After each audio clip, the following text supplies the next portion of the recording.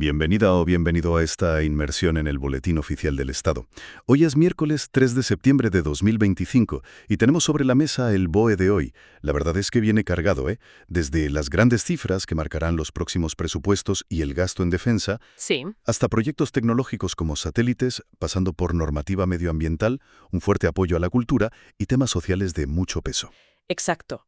El BOE de hoy es una ventana, fascinante a la actividad administrativa y legislativa. Nuestra tarea aquí es destilar lo esencial, conectar un poco las diferentes piezas y entender el impacto real de lo que se publica. Las fuentes son, como siempre, los documentos oficiales que han visto la luz esta mañana. Perfecto, pues vamos a ello. Empezamos con la perspectiva más amplia, la económica. Arrancamos fuerte con la orden ministerial que establece las directrices para elaborar los presupuestos generales del Estado, los PGE, para 2026. El documento dibuja un contexto complicado. Venimos de una pandemia, crisis energética, conflictos internacionales, y se nota que la intención es usar el presupuesto como escudo. Totalmente. Las prioridades que se marcan reflejan esa idea de protección y de mirar al futuro.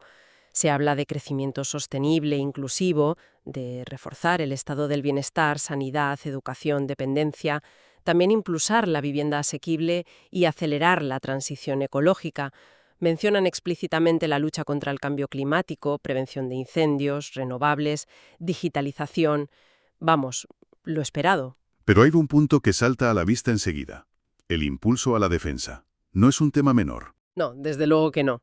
Se aprueba formalmente el Plan Industrial y Tecnológico para la Seguridad y la Defensa. Y la cifra es contundente. 10.471 millones de euros previstos para 2025. El objetivo declarado es alcanzar el famoso 2% del Producto Interior Bruto en gasto de defensa. El compromiso con la UE y la OTAN, ¿no? Ese es. Un compromiso adquirido.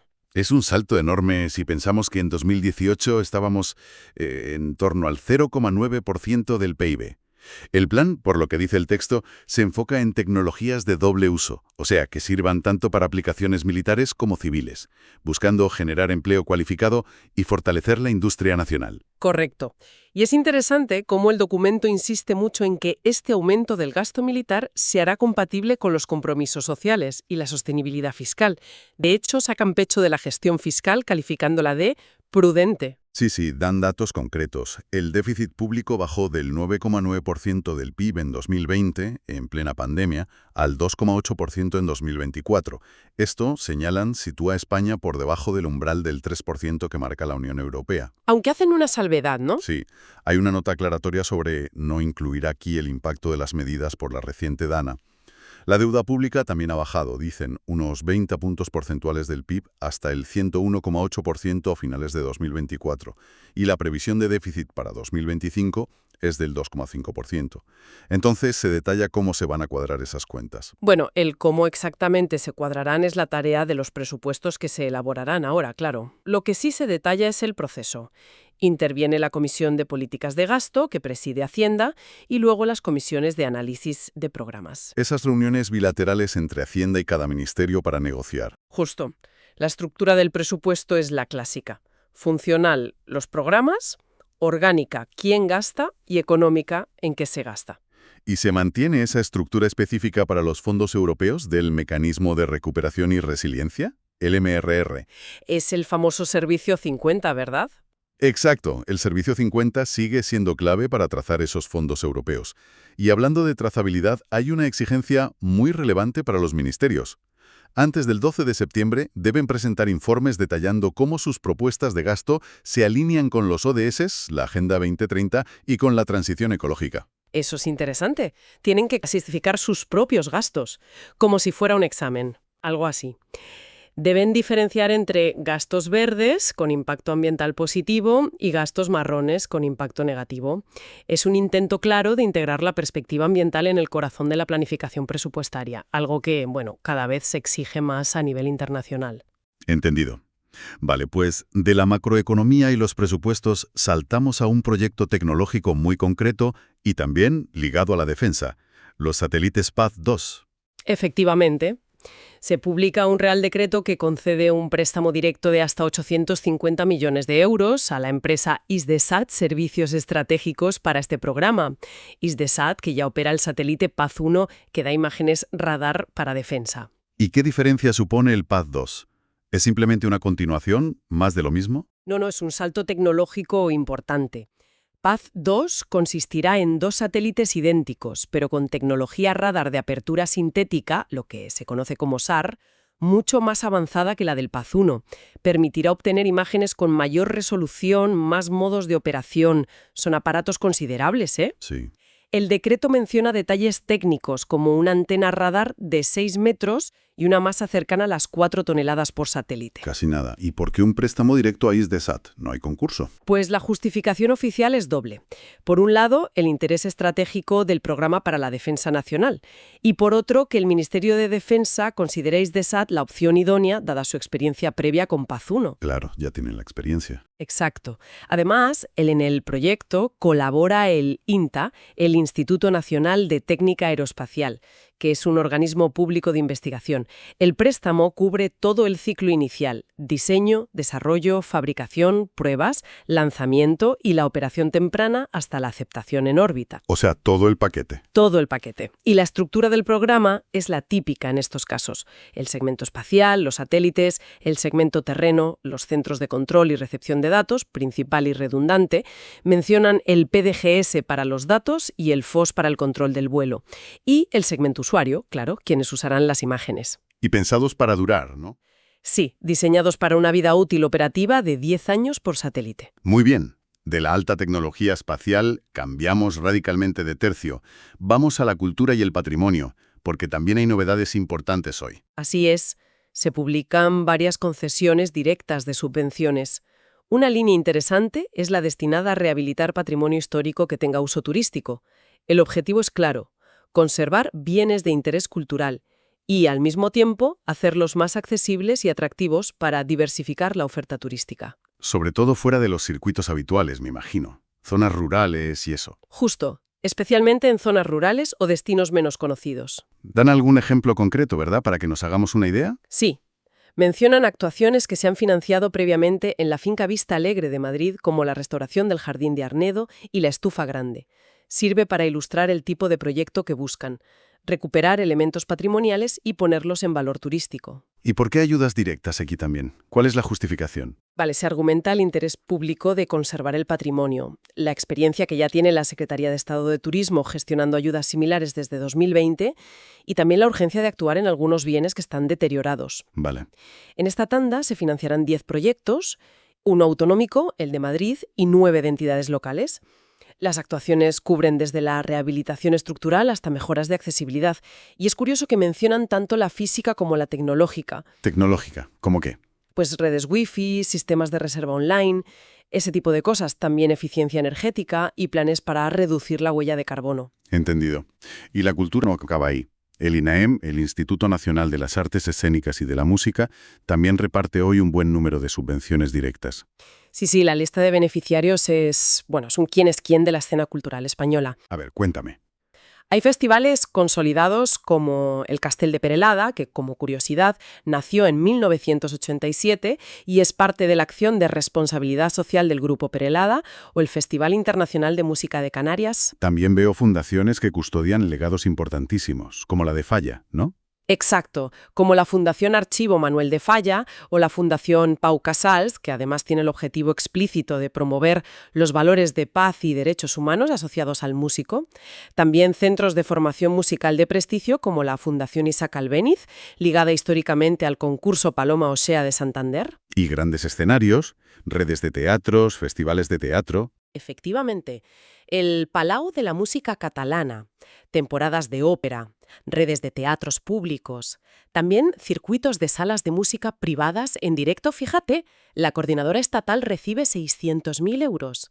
Festivales de teatro de referencia como el FIT de Cádiz o temporada alta en Girona. ¿Alguna cifra más? Pues, por ejemplo, la Fundación Teatro de la Abadía recibe algo más de 419.000 euros. La justificación del INAEM para estas ayudas directas es el papel esencial que juegan estas entidades para garantizar el acceso a la cultura y para difundir el patrimonio artístico español. Y tendrán que justificarlo bien, supongo. Claro, todas tienen, lógicamente, que justificar el gasto y hacer visible el logo del INAEM en su publicidad. Perfecto. Pasamos ahora al Ministerio de Vivienda y Agenda Urbana, que también concede hoy subvenciones directas con enfoques muy variados. Para la Fundación Laboral de la Construcción. ¿Para qué exactamente? Formación. Sí, el objetivo es financiar programas de formación e integración laboral en el sector de la construcción. El texto destaca que se quiere poner el foco en colectivos actualmente infrarrepresentados, como mujeres, personas del ámbito rural y jóvenes. Bien. ¿Y la otra social? Por otro lado, 200.000 euros para la Confederación Estatal de Asociaciones Vecinales, la CEAP.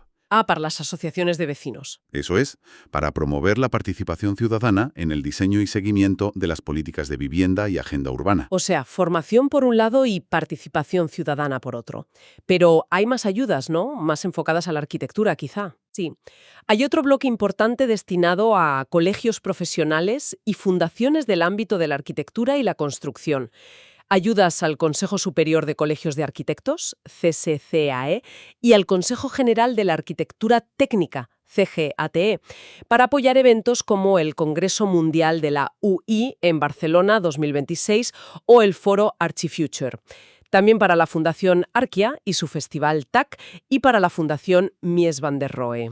Y veo un fuerte componente de sostenibilidad e innovación también en estas ayudas de vivienda. Sin duda, se apoya al Green Building Council España, mencionando su conexión con la reciente Directiva Europea de Eficiencia Energética de Edificios, la 20241275, también al Gobierno de Navarra para seguir impulsando un centro de industrialización de la construcción. La construcción industrializada, que está muy en boga. Exacto. Y a la Universidad Politécnica de Cataluña, para realizar estudios ligados al Plan Nacional de Renovación de Edificios, que también conecta con esa directiva europea.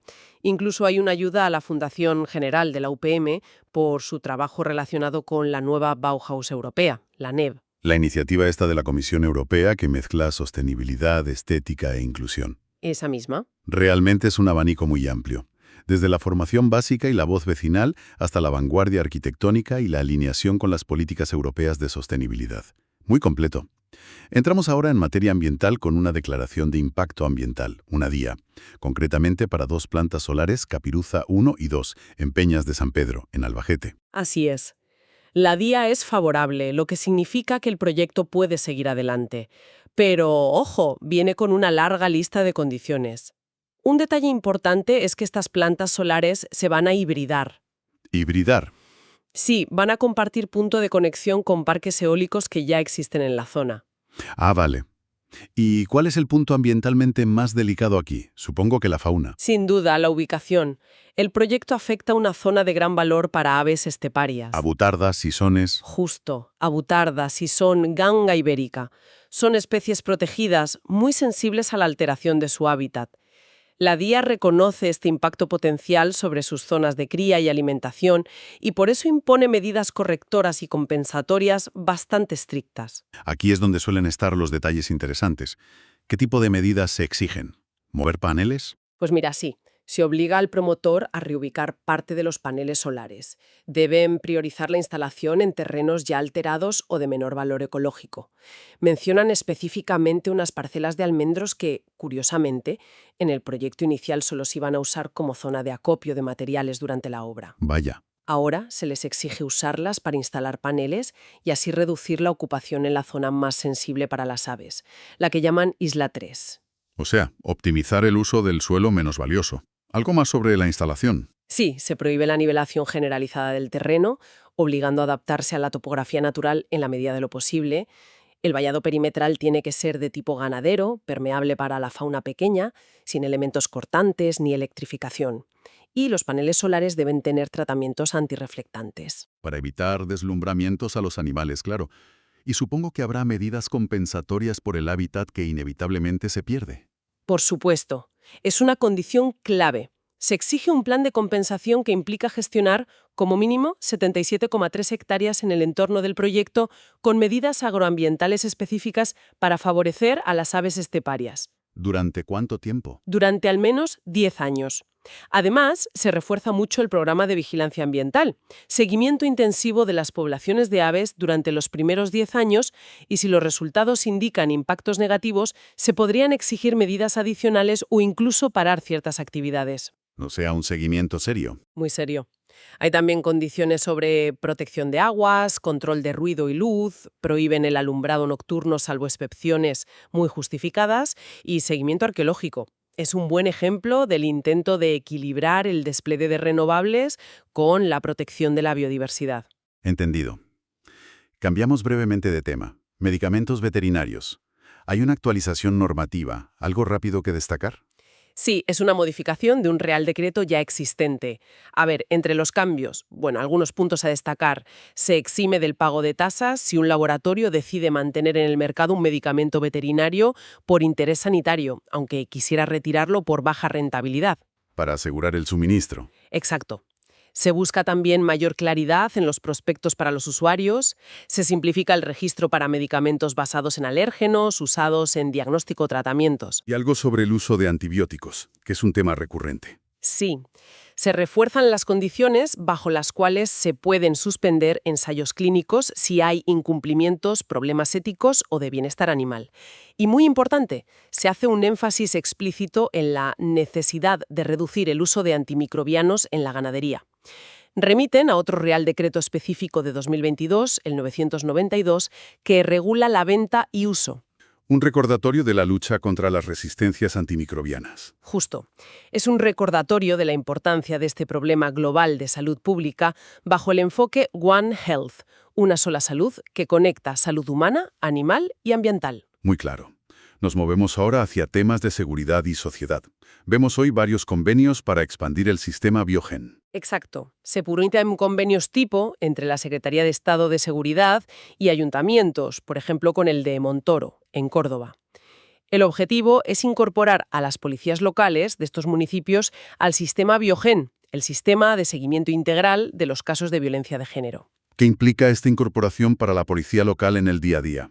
Pues implica integrarse plenamente en la red de protección a las víctimas.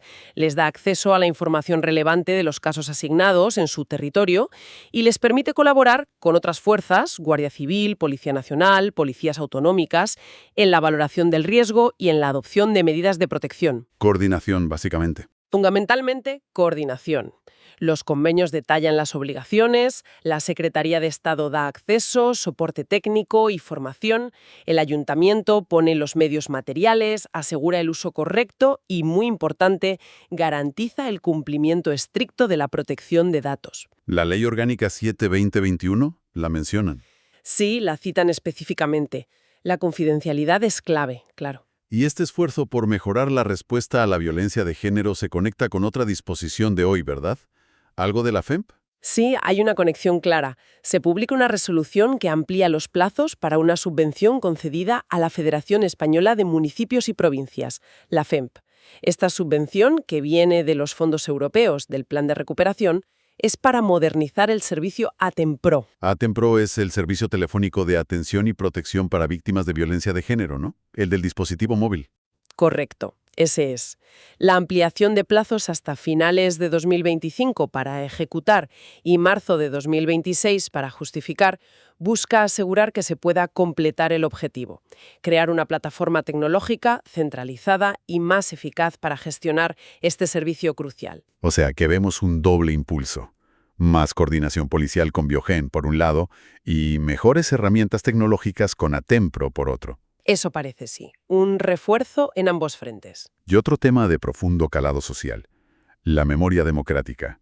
Se inicia un procedimiento importante hoy. Así es. Se publica el acuerdo de incoación para declarar las islas de San Simón y San Antón, en la Ría de Vigo, en Pontevedra, como lugar de memoria democrática. Estas islas tienen una historia muy dura relacionada con la guerra civil y la dictadura, ¿verdad? Fueron prisión. Durísima. Fueron una colonia penitenciaria franquista entre 1936 y 1943. El informe histórico que acompaña al acuerdo y que se resume en el BOE Es, bueno, es estremecedor. Describe las condiciones inhumanas, especialmente a partir de 1939, cuando trasladaron allí masivamente a presos mayores desde otras cárceles saturadas de toda España. La mortalidad fue altísima, más de 517 muertes registradas oficialmente por enfermedad o desnutrición, a las que hay que sumar fusilamientos y paseos. Terrible. Pero el informe también destaca un aspecto de solidaridad, ¿no? Algo positivo dentro del horror. Sí, y es importante resaltarlo. Menciona explícitamente la solidaridad de la gente de la zona, en particular de las mujeres de la parroquia cercana de Cesantes, que eran conocidas como las madrinas. Se arriesgaban llevando comida y ropa a los presos, o servían de enlace con sus familias. La declaración, como lugar de memoria, busca preservar tanto la memoria del horror como la de la resistencia y la humanidad en esas circunstancias. ¿Y qué implica esa declaración en la práctica? Más allá del reconocimiento. Pues, según la Ley de Memoria Democrática de 2022, implica la obligación de las administraciones de garantizar la conservación del lugar, su correcta identificación y señalización y la protección de los vestigios relacionados con ese pasado. Es un paso para asegurar que esa historia no se olvide. Bien, y para ir cerrando, como cada día, el BOE trae una miscelánea de asuntos más breves, pero que también reflejan la actividad administrativa. ¿Alguna píldora informativa destacada hoy? Pues mira, se modifica una norma sobre el reconocimiento de títulos de enfermería generalista obtenidos en Rumanía, para adaptar requisitos de experiencia profesional en ciertos casos, siguiendo una directiva europea. Vale. También una corrección de errores, algo habitual, en el nombramiento de un magistrado especialista en lo mercantil para aclarar su categoría. Nada importante, pero ahí está. Típico. Y se convoca un puesto importante, el de secretario o secretaria general de la CNMC, la Comisión Nacional de los Mercados y la Competencia. Un detalle curioso del proceso de selección es que los aspirantes, que deben ser funcionarios A1 con experiencia, tienen que rellenar un cuestionario autoevaluando sus propias competencias directivas: liderazgo, visión estratégica, comunicación. Un ejercicio de introspección obligatorio. Curioso, sí. Sí, la verdad. No falta la información económica diaria, los tipos de cambio oficiales del euro, que publica el Banco de España, Como cada día. y el tipo de interés oficial de referencia basado en la deuda pública a medio plazo, que para agosto quedó en el 2,406%. Y, por supuesto, la avalancha habitual de anuncios: licitaciones, adjudicaciones de contratos, información pública de nuevos proyectos energéticos. He visto uno enorme, una planta solar llamada Evisu, entre Toledo y Madrid, con una lista interminable de fincas afectadas por su línea de evacuación. Siempre pasa. Anuncios de expropiaciones forzosas, por ejemplo, para la línea de alta velocidad Burgos-Vitoria, solicitudes de concesión de aguas, una comunidad de regantes en Palencia, un embarcadero en el embalse de San Juan en Madrid y convocatorias de juntas de regantes, algunas con órdenes del día tan terrenales como discutir problemas con el guarda o aprobar las cuentas anuales. Veo una en Almería sobre modernización y otra en Jaén con esos temas. Exacto. En fin, la maquinaria administrativa en pleno funcionamiento, el día a día. Menudo repaso hemos dado al BOE de hoy, ¿eh? Desde la estrategia macro, con los presupuestos y la defensa, Sí. pasando por inversiones millonarias en satélites, el apoyo detallado a la cultura y la vivienda, la regulación ambiental de proyectos renovables, hasta herramientas contra la violencia de género y el reconocimiento de la memoria histórica, sin olvidar todo ese engranaje diario de la administración. Entonces, ¿con qué idea clave nos quedamos de todo esto? ¿Cuál sería el resumen? Pues yo diría que nos muestra, una vez más, la complejidad del Estado moderno, actuando en múltiples frentes a la vez. Es que es eso. Vemos la planificación a largo plazo, presupuestos, planes estratégicos como el de defensa, la ejecución de políticas sectoriales mediante inversiones y subvenciones muy dirigidas, los satélites, los festivales, la formación en construcción, las asociaciones vecinales. Vemos también la regulación indispensable, veterinaria, medio ambiente, la respuesta a demandas y problemas sociales urgentes, violencia de género, memoria y toda esa gestión cotidiana, a veces invisible pero esencial, que hace que todo funcione. Personal, contratos, trámites. Exacto. Es un mosaico que refleja las prioridades políticas, los compromisos internacionales y, bueno, los desafíos del momento. Y nos deja, como siempre, alguna pregunta flotando. Viendo el nivel de detalle de la estructura de los programas presupuestarios, ese anexo 1 de la orden es casi inabarcable. Y sobre todo, la fórmula de la subvención directa, que hemos visto hoy muchísimo para cultura, vivienda, tecnología. A ver, ¿es esta microgestión, esta asignación tan específica de fondos desde el nivel central, la manera más eficaz y eficiente de alcanzar los grandes objetivos? Buena pregunta. ¿O podrían existir modelos alternativos, quizá más basados en convocatorias abiertas, competitivas o con mayor descentralización, que funcionaran igual o mejor? ¿Qué nos dice esta preferencia por lo directo sobre cómo se entiende hoy la intervención pública para fomentar ciertas actividades? Es algo para pensar, ¿no? Desde luego. Da para reflexionar sobre la eficiencia y la gobernanza. Ahí queda esa reflexión. Gracias por acompañarnos en este análisis detallado. Gracias. Hasta la próxima.